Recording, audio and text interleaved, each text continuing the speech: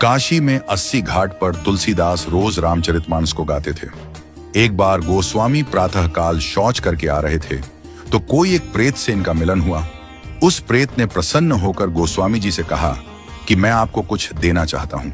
गोस्वामी जी बोले, भैया हमारे मन में तो केवल एक ही चाह है कि ठाकुर जी का दर्शन हमें हो जाए। उस प्रेत ने कहा कि महाराज, मैं यदि दर्शन करवा सकता तो अब तक मुक्त ना हो गया होता। मैं खुद प्रेत योनि में पड़ा हुआ हूं। तुलसीदास जी बोले, फिर भैया हमको कुछ नहीं चाहिए। तो उस प्रेत ने कहा, सुनिए महाराज, मैं आपको दर्शन तो नहीं करवा सकता, लेकिन दर्शन कैसे होंगे उसका रास्ता बता सकता हूं। तुलसीदास जी बोले कि बताइए। प्रेत बोला, आप जहां कथा कहते हैं बहुत सारे भक्त सुनने आते हैं। अब आपको तो मालूम नहीं, लेकिन मैं जानता हूं आपकी कथा में रोज हनुमान जी भी सुनने आते हैं। सबसे पीछे कंबल ओढ़कर एक दीनहीन कोढ़ी स्वरूप में जो व्यक्ति बैठता है और जहां लोग चप्पल उतारते हैं वहीं बैठते हैं। उनके पैर पकड़ लेना वह हनुमान जी ही हैं। गोस्वामी जी बड़े खुश हुए। आज जब कथा हुई तो गोस्वामी जी की नजर उसी व्यक्ति पर थी और जैसे ही वह आया और बैठा तो गोस्वामी जी दौड़ पड़े और जाकर चरणों में गिर गए। गोस्वामी जी बोले, महाराज आप सबसे छुप सकते हो, मुझसे नहीं। अब आपके चरण तब तक नहीं छोड़ूंगा जब तक राम से नहीं मिलवाओगे। ये कहा तो हनुमान जी दिव्य स्वरूप में प्रकट हो गए।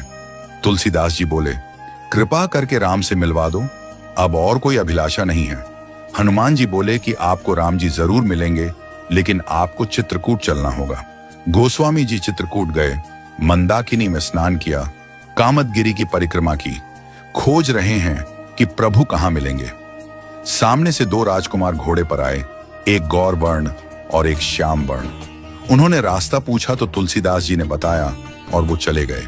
फिर हनुमान जी प्रकट हुए और बोले, अभी जो राजकुमार घोड़े पर थे वही तो राम और लक्ष्मण थे। आपसे ही तो रास्ता पूछा और आपने नहीं पहचाना। ये चूक हम सब करते हैं।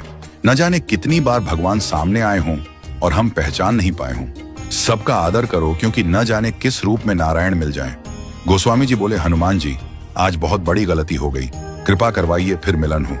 हनुमान जी बोले, धैर्य रखो, फिर मिलेंगे। गोस्वामी जी मंदाकिनी के तट पर स्नान कर चंदन घिसते हुए श्री राम जय जय राम गा रहे थे। ठाकुर जी बालक रूप में आए और बोले, बाबा चंदन बहुत प्यारा घिसा है, थोड़ा मुझे लगा दो। गोस्वामी जी ने दिया।